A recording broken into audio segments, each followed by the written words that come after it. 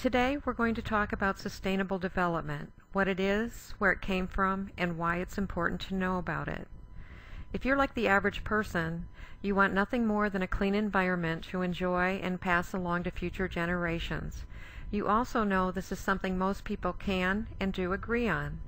On the other hand, you or someone you know might be concerned about the Keystone Pipeline project, the introduction of wolves and grizzly, the decimation of our logging industry, environmental lawsuits, or the roadless rules that effectively limit recreational use of our public lands. This presentation was developed to give you a basic understanding of sustainable development, the program being used to advance the cause of protecting the environment at whatever cost. We ask that you do your own homework on this. We will provide information, but it's up to you to check it out. Information for both sides of this issue is readily available if you look for it. Our goal is to provide you with facts and information needed to understand this very important issue. We must all take responsibility to understand what's behind policies that appear to discourage a vibrant economy and thriving people. It's also important to understand issues that impact our property, community, state, and country.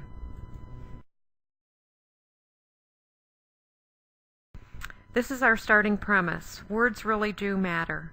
To most people, the word sustainable means the activity being described can continue or be sustained forever. Sustainable development is development that meets the needs of the present without compromising the ability of future generations to meet their own needs.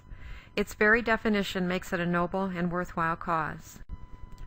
Question: can you think of one word that by its very definition touches the lives of all people on the planet? Answer: environment.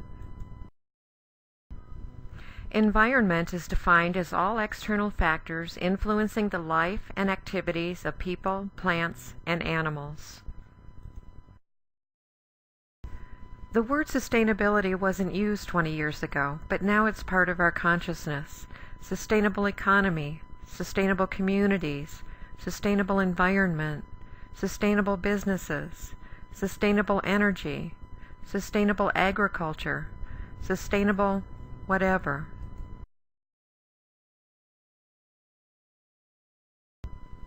Other sustainability terms you might have heard include smart growth, wildlife corridors, conservation easements, land trusts, biodiversity, population density, visioning, NGOs, social justice, environmental justice, green jobs, wetlands, wildlands, private-public partnerships, endangered species, wildlife habitat. So where did it come from? The concept of sustainable development arose after the United Nations adoption of a declaration for the establishment of a new international economic order in 1974. The 1976 UN Conference on Human Settlements preamble stated, "Land cannot be treated as an ordinary asset controlled by individuals and subject to the pressures and inefficiencies of the market. Private land ownership is the principal instrument of accumulation and concentration of wealth, and therefore contributes to social injustice. If left unchecked, it may become a major obstacle in the planning and implementation of development schemes." This laid the foundation for Agenda 21. A new definition of sustainable was created when Agenda 21 was introduced at the 1992 UN Conference on Environment and Development. Sustainable development now means any activity that has economic impact, is socially equitable, and has no negative environmental impact. Known as the 3 E's, all 3 conditions must be met for something to be sustainable. Here's a typical chart of sustainability, and it has the 3 E's: environmental, equitable or social, and economic.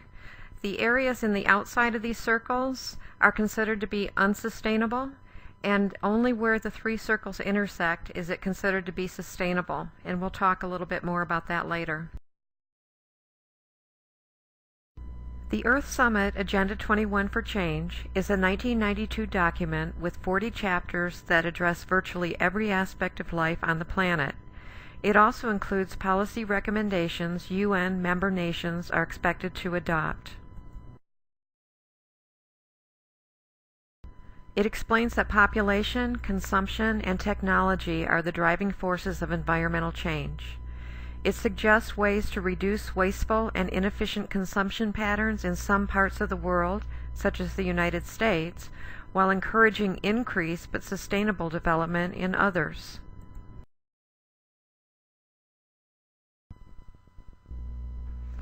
According to its preamble, the developmental and environmental objectives of Agenda 21 will require a substantial flow of new and additional financial resources to developing countries.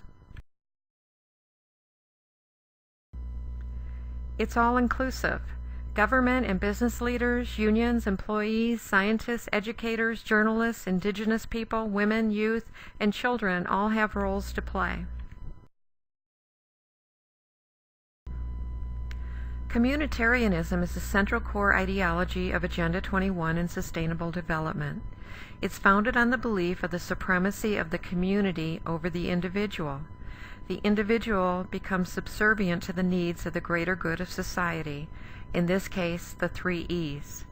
It's important to understand that this is the complete opposite of the foundation of our country, where self-governance and individualism are required in order to be able to maintain our system of governance, and we don't celebrate the collective.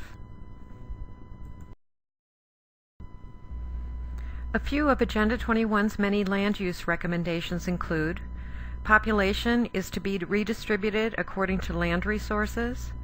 Government must control land use so resources can be equitably distributed. Zoning and planning should be used as a means to control land use. Excessive profits from land use must be collected by government. Public ownership of land is necessary for urban and rural land reform. Owner rights should be separated from development rights. A public authority would make all decisions on land development. In 1992, President George H.W. Bush quietly committed the U.S. to the goals of Agenda 21 when he signed this document. Sustainable development has been a bipartisan effort. Since 1992, presidents of both parties have advanced this cause. In 1993, Bill Clinton signed the Biodiversity Treaty, but it was never ratified by the Senate. 6 months after his inauguration, President Clinton created the President's Council on Sustainable Development by executive order. Its purpose was to translate the recommendations set forth in Agenda 21 into public policy administered by the federal government. They created an American version of Agenda 21 called Sustainable America, a New Consensus. The President's Council on Sustainable Development operated through 1999, but its actions to promote sustainable development have taken root and now exert an increasing influence in communities across America. This is a really important step in the process because up until this time, this was a global sustainable development movement that was being pushed by the United Nations. But here, it actually takes root in America, in all of our government agencies, and has now, over the past 20 years, worked itself down to our state and local governments.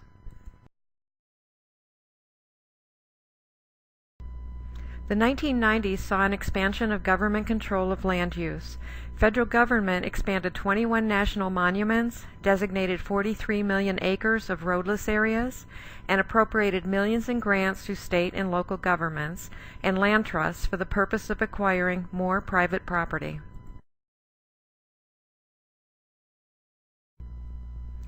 In 1997, the federal government already owned about 1/3 of all U.S. land.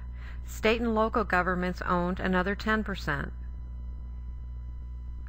This all ties in nicely with the Agenda 21 land use recommendations that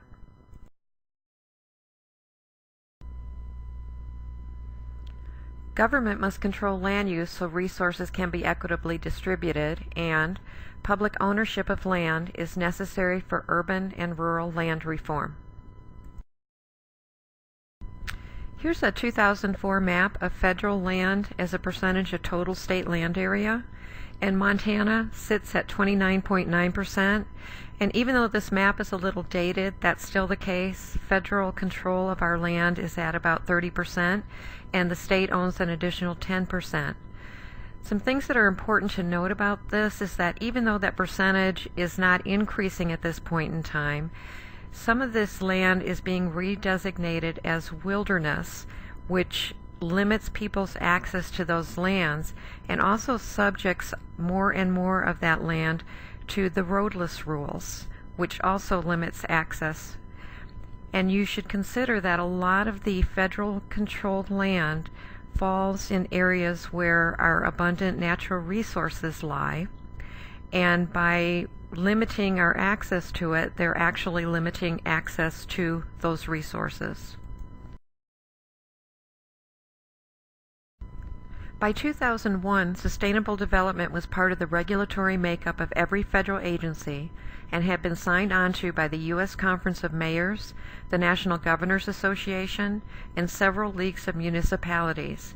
Every federal agency and department now has a sustainable development implementation plan developed specifically for the area over which they have authority, and much of it is advanced using regulations rather than legislation.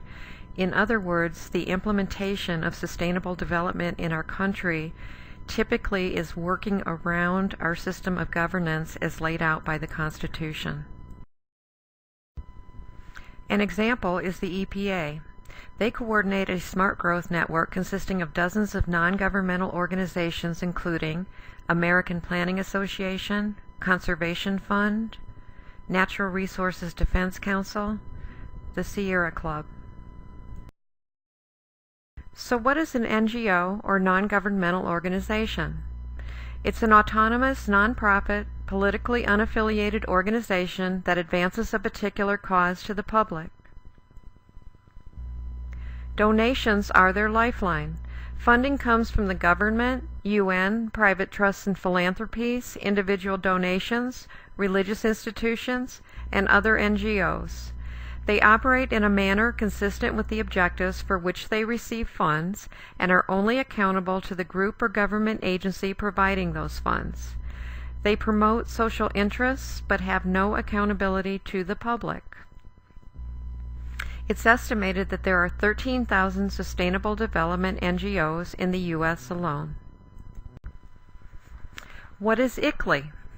ICLEI is a United Nations organization founded in 1990 as the International Council for Local Environmental Initiatives.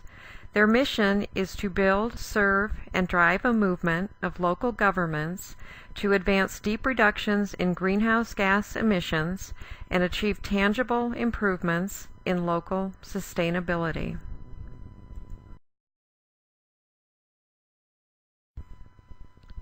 ICLEI's current membership includes 1,227 local government members in 70 countries with more than 600 in the U.S.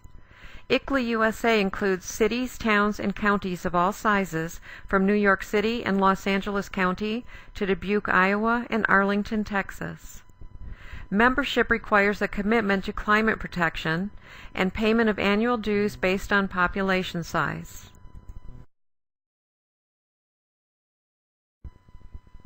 As of February 2012, 3 Montana cities currently have ICLEI contracts: Helena, Bozeman, and Missoula.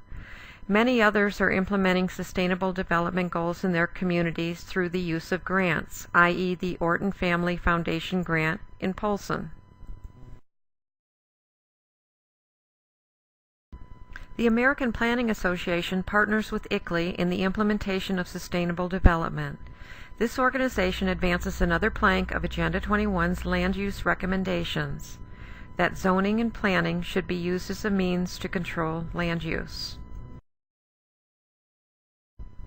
Millions in grants were awarded to the American Planning Association between 1997 and 2000. The EPA and other agencies issued millions more in challenge grants to local governments and organizations for visioning projects. Here's a recent example. November 2011, HUD announces a $1.5 million Sustainable Communities Award for Montana. 27 communities and organizations will receive Community Challenge grants, and 29 areas will receive Regional Planning grants. The goal of these grants is to help communities and regions improve their economic competitiveness by connecting housing with good jobs, quality schools, and transportation. So what happens after the funds are committed and the grants have been awarded? The typical process is a series of meetings in which a trained facilitator leads the group to suggest community goals for the best possible vision of the future. This is known as visioning. What the participants, often called stakeholders, don't realize is that the goals have already been preconceived and the group is artfully led to a desired result. This is because facilitators often have a sustainable development certification and come from a pool of facilitators recommended by the group or entity that provided the grant in the first place. Once goals are identified through the visioning process, the next step is to develop consensus. This is the most important dimension to the implementation of sustainable development policies. The goal is to achieve the appearance of consensus. In this case, consensus is not agreement, it's the absence of opposition. Testimony by attendees of such meetings reveals that their questions are typically not answered and the objections are not made public. They are dismissed, ignored, or discredited. The careful and artful guiding of people to a desired end result gives the appearance of public buy-in. People willingly accept grant money unaware that they're being used to advance the implementation of this agenda. This is also known as the Delphi technique. The product of these meetings, often called a consensus or vision statement, is typically approved by local governments without question, requiring citizens to submit to the conclusions of a non-elected regional authority that is not accountable to the voters. So back to the chart of sustainable development. Let's go over each of these three areas and talk about the vision of each compared to the reality. The vision of economic sustainability includes communities that are self-sufficient, green, and thriving. A green economy replaces capitalism. Fair trade, not free trade. Profit takes a backseat to human and environmental needs. Wealth and resources are equitably distributed. The reality is that environmental lawsuits prevent job creation. Regulations force businesses to relocate or close. There are increased poverty levels as people lose their jobs because of these policies. Social programs are expanded to assist those in need. We have increased dependence on foreign oil. And we have higher energy and food prices. So while the goals of economic sustainability are quite noble and a lot of people would buy into them, the reality is that the actual implementation as we're doing it in our country is actually hurting the very people that it's setting out to help in the first place. So here is the contrast, the vision of a sustainable economy throughout the world that's based upon green principles, compared to the reality of wealth redistribution, where the standard of living for most Americans will need to go down in order for the standard of living for the rest of the world to go up. The vision of social sustainability includes sustainability awareness is developed at an early age in our public schools. Environmental stewardship is our mindset. We live the ideal of reverse consumerism. Social and environmental injustice no longer exists. Universal human rights exist for all. We are global citizens and borders are no longer needed. The reality is that we get special interest curriculums in our public schools. We have socialized health care. Social programs are tied to newly created rights that are no longer unalienable. National sovereignty gives way to global.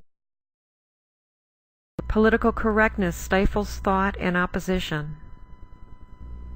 People become divided. So again, we have the contrast, the vision of environmental stewardship and personal responsibility for a clean world and environment, compared to the reality where more and more of our rights become restricted and individualism is no longer celebrated as we move toward the ideal of collectivism or global citizenship. The vision of environmental sustainability includes global warming and carbon emission trends are reversed, human needs become subordinate to the environment, land and water resources are managed and regulated by authorities, environmental standards exist for private investment, endangered species are protected at all costs. The reality is that property loses value as owners can no longer use it as they see fit. Eminent domain separates people from their property. Energy development and use is limited. Natural resources become scarce due to restrictions. People are pushed out of rural areas. And developing countries ignore environmental issues. In other words, the very thing that they're setting out to try to improve in the first place still remains a problem. So once again, the contrast. The vision of a clean earth and environment based upon sustainability principles and equitable distribution of resources, compared to the reality where personal property rights become restricted, public ownership of land dramatically increases, and people begin to lose access to that property. So what is considered unsustainable? The Global Biodiversity Assessment directed by the UN Environment Program calls for urgent action to reverse the effects of unsustainable human activities on global biodiversity, including but not limited to the following.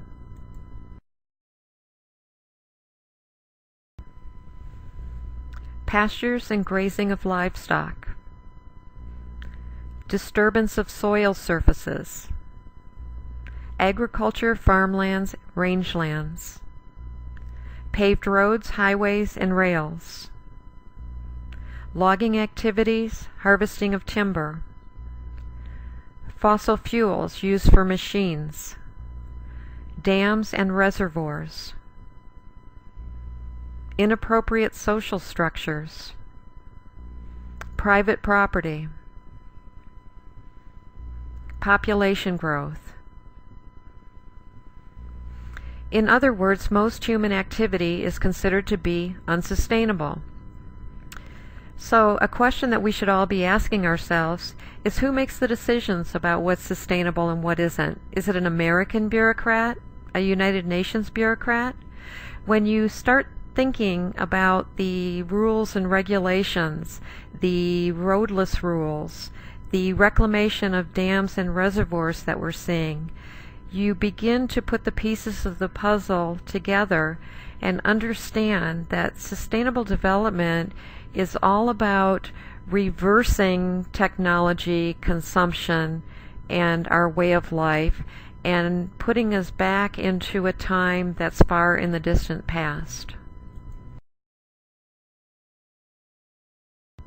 There's no doubt that U.S. citizens are a target of Agenda 21. Consider this quote: "Current lifestyles and consumption patterns of the affluent middle class, involving high meat intake, use of fossil fuels, appliances, home and work air conditioning, and suburban housing, are not sustainable."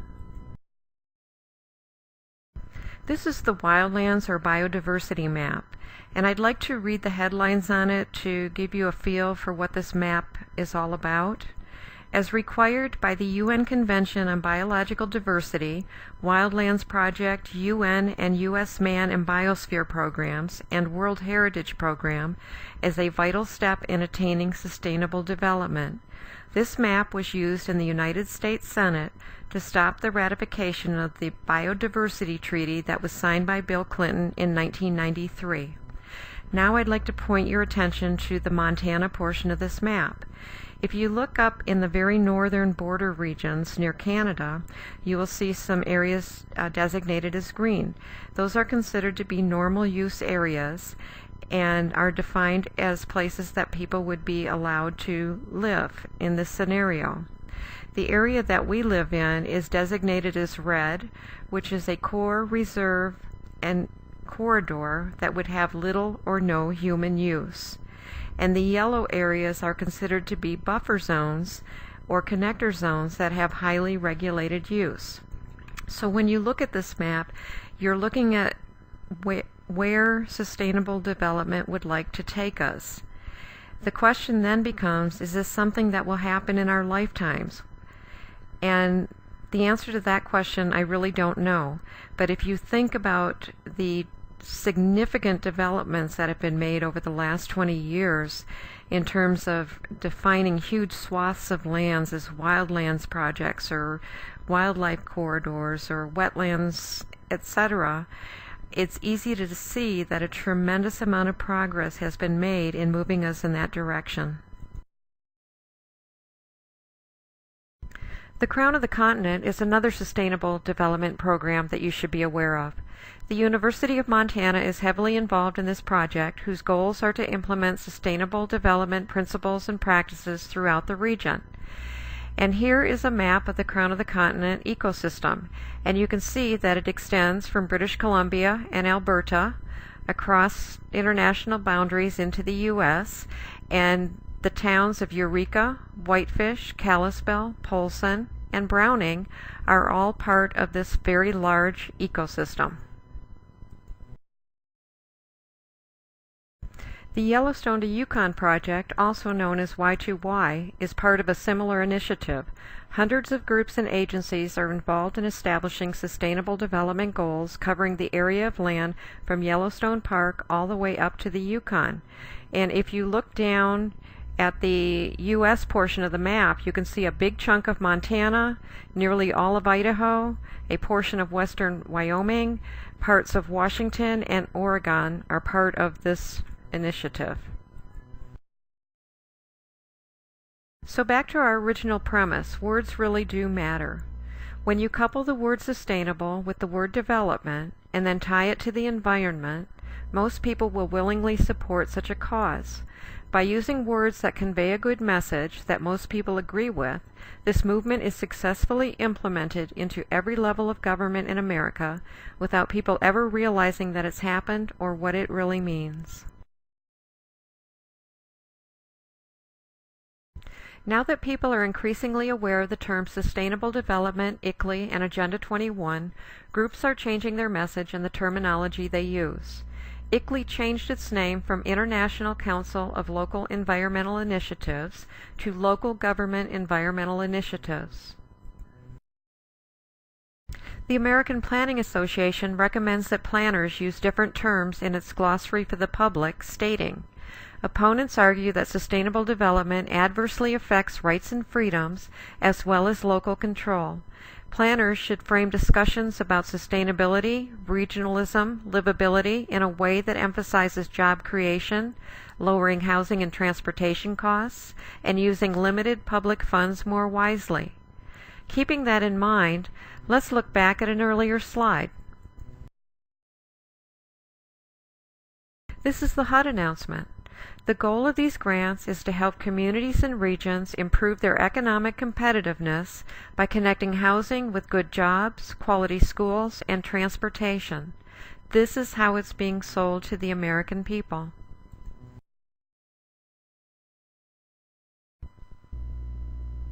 In 1998, a planner for the city of Seattle stated that participating in a UN-advocated planning process would very likely bring out many who would actively work to defeat any elected official, undertaking local Agenda 21. So we call our process something else, such as comprehensive planning, growth management, or smart growth.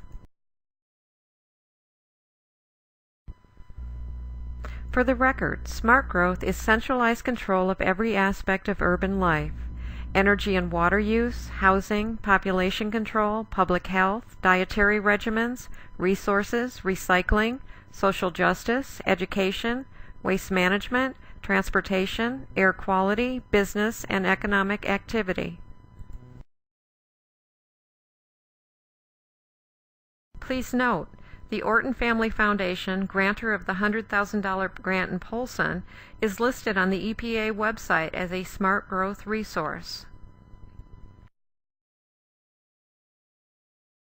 The authors of the Sustainable Development Action Plan recognize that their objectives and the transformation of the American system are radically different from the views of the average person. Therefore, they call for a shift in attitudes in educational programs that have been developed for it.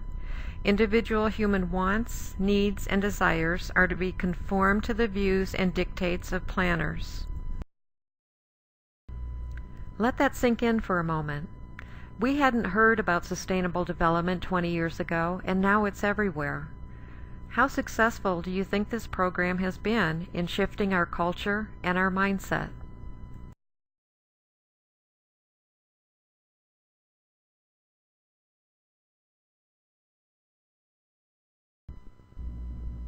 If it isn't bad enough that sustainable development is implemented by government agencies, presidential directives, NGOs, and private foundations, our representatives also get into the act.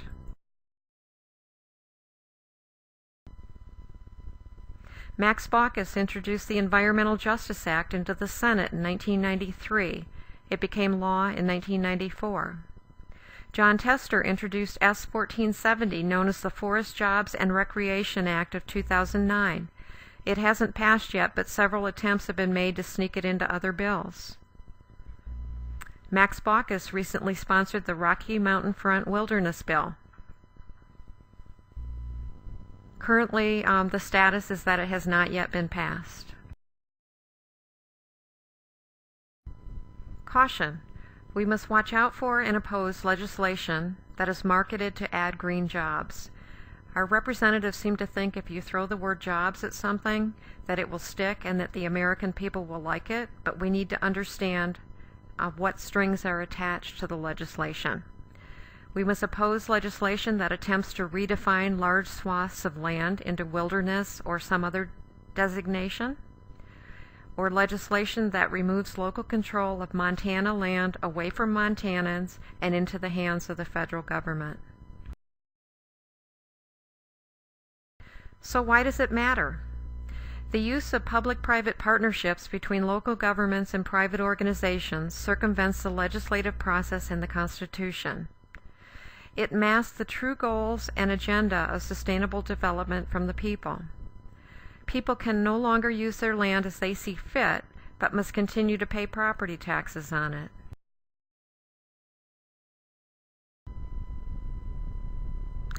Its ultimate goal is to make it difficult for people to live in rural areas. Regulations and mandates eventually move them into cities and towns, leaving large areas of land inaccessible to people. It destroys private property rights and often reduces the value of property and the owner's ability to sell it. It cuts people off from our abundant natural resources and the ability to create wealth and to earn a living.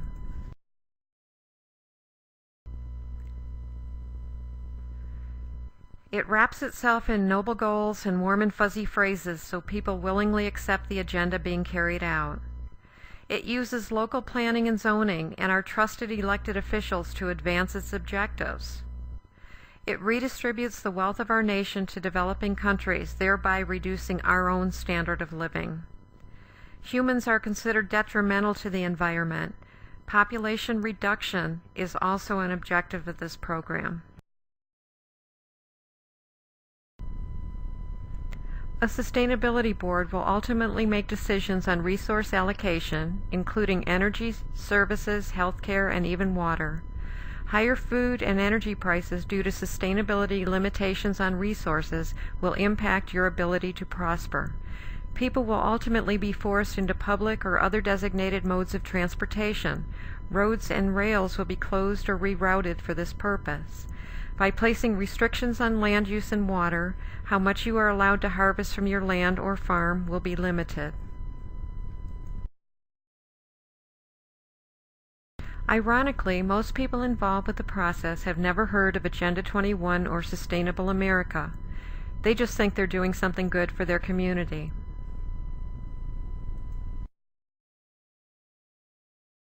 What can citizens do? Educate yourself on Agenda 21 and sustainable development. Check with your local government to see what land use proposals are being made in your area and who is facilitating them. Attend local meetings of planning committee, city council, school board, or any other community meetings. Get involved. Look for connections between NGOs and your local government. Do research on entities being used to help with community improvement projects. Find out who they're partnered with. Mobilize friends, neighbors, co-workers, family, and others in your community to voice concerns and opposition. Listen carefully to terminology being used in legislation and community programs. Question everything. What should public officials do? They should resist any push to replace political boundaries with regional governance that destroys accountability to the people. They should refuse money for programs that breach our system, raid the Treasury, and put the public in jeopardy. They should transition out of established sustainable development programs. Avoid partnerships with federal government, NGOs, foundations, and corporations that advance sustainable development. Understand your role in the community as a public official to administer government in a manner that protects individual liberty. Know, understand, and apply the Constitution to which you swore an oath. The material we presented is well documented, and a list of resources are available at the end of this presentation. It is not our intent to cast aspersions on the people implementing these programs at the local levels of government. We believe they are committed to a very noble cause, but are unaware of the negative aspects of the implementation of such programs on our freedom, property, prosperity, and the American way of life. We believe that sustainable development is a worthwhile cause, but think the solution should come from a program grounded soundly within our constitutional boundaries by local people, and not the federal government, United Nations, its partners, or other entities whose purpose and intentions may not be in the best interest of our communities. It has long been known that liberty is tied to the institution of private property. The Decalogue, or Ten Commandments, codified private property in 4 words: "Thou shalt not steal." Private property and freedom are inseparable. George Washington.